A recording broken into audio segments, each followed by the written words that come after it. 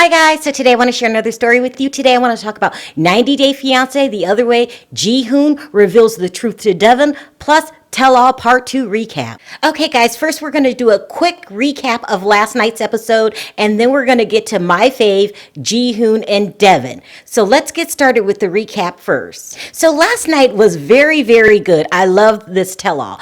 They kept up with the same format, which is each couple got their individual time with the host, Sean Robinson, and then in between it turned into like a counseling session where they would talk to each other. Only I wouldn't call it a counseling session. It was more like a group of college students getting advice from a group of bank robbers, okay? If that's possible. That's what I'm saying. Those were more interesting, the in-between counseling sessions, in my opinion, than some of the actual couple interviews. I mean, I really, really loved it. And I would go on to say that one of the best counseling sessions, in my opinion, would be Paul. Okay, so someone, I believe it was Corey, asked Paul what he thought the problem was between him and Karini.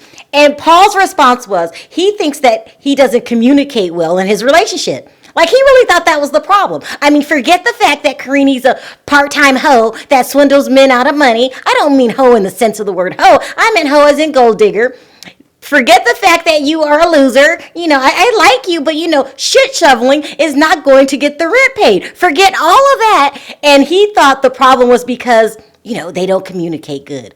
I mean, okay, Paul, if you say so, but in my opinion, I would get a real job to help pay that rent and stop mooching off of my mom. Love you. Let's move on. Next, let's talk about my favorite couple, and that would be Jenny and Sumit. Okay, now listen, but before we get to that, I need to let you guys know that dumbass syndrome is a true condition, people. And not only is it a true condition, there's no remedies for it. There's no pills to help with this. It's just a lifetime condition that one must learn to live with.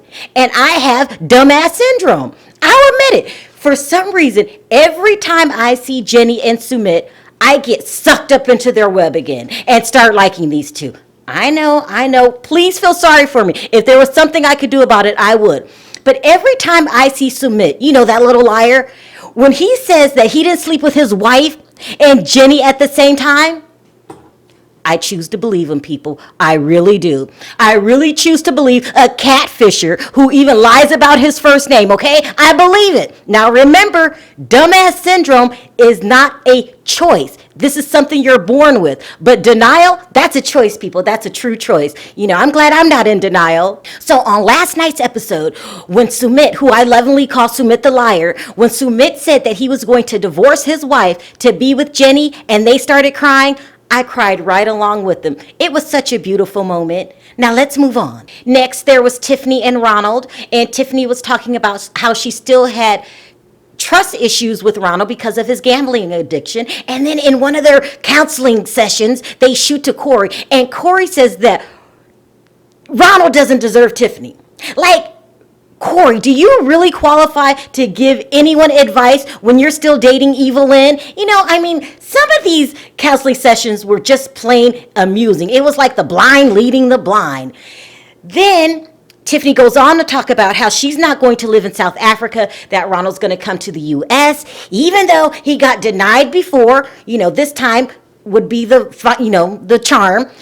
She was going to bring him over here, even though they don't have any money for the visa process. Okay, I guess. People, like I said before, dumbass syndrome is a condition and denial is a choice. I'm not sure which one Tiffany has just yet. I'll let you be the judge. Next, there was Laura and Alledon. Now, usually I would head to the bathroom when she comes on the screen and start putting pins and needles in my eye because that's a hobby I like to do instead of watching Laura, but I did not. I sat through their segment, and that's when my dumbass syndrome kicked in again, because I started feeling really, really sorry for Laura. I know, people, like I said, I can't explain it. And I started feeling sorry for Laura because her son Liam was on there and he was laughing at his mother. You could see she was in pain, that this breakup was really hard for her and she did not want to break up and she was crying. And then you had Liam over there laughing, saying, I told you so, as if she wasn't his mother.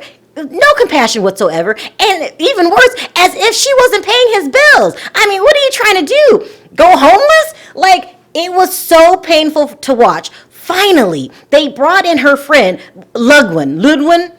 I don't know. Can't say his name right, but they're like brother and sister. I really like him. He had to come in and rescue poor little Laura, who was just crying her eyes out and having her own son, flesh and blood, laugh at her. Then at the end, they had another counseling session. And that's when all the cast members basically start pressuring Alledon. I mean, I really thought they were going to take out bats and start hitting him on the head to get back with Laura. Finally, from pressure alone, he agreed to go to counseling. But, these people don't understand. Respect is a serious thing in his country, and Laura had none of it.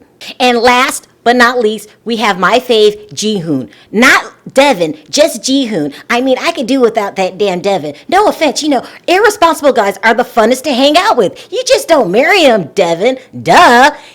Okay, but I did feel sorry for Deavan because Jihoon finally told her the truth. And the truth was that his mother does not like her people. And she doesn't like Deavan because Deavan is not Korean. And then it all made sense, people.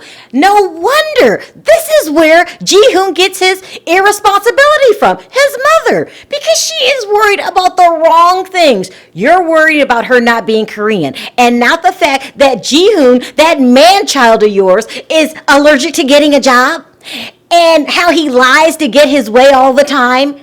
And how he goes around impregnating women with his super sperm that he doesn't know. These are your concerns?